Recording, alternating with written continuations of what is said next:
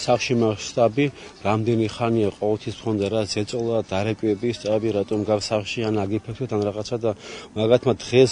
დაბოღმილი იმით ყველანაირ კულმინაციას მიაღწიეს დღეს აქ სახში ვიდექი და პირდაპირ მოვიდა ნაციონალური მოძრაობის რწმუნებული რომელიც არის რა დანიშნული მაგის ძმა გელა შენგელია და პირდაპირ სახეში გამარტყა ყველა თავიდან იმას გვეუბნებოდნენ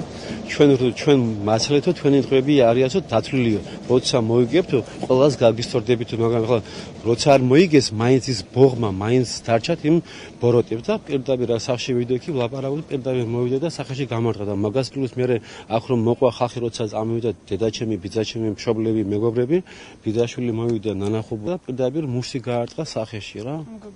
დიახ გელა შენგელიაურის ეს პიროვნება რწმუნებული შამგონის გოჩა შენგელია ძმა რომელიც ძალადობს მთელი ეს თვეებია რომ ძალადობს რა ისინი ვერ ეგუებიან როცა რომ არიან დამარცხებულები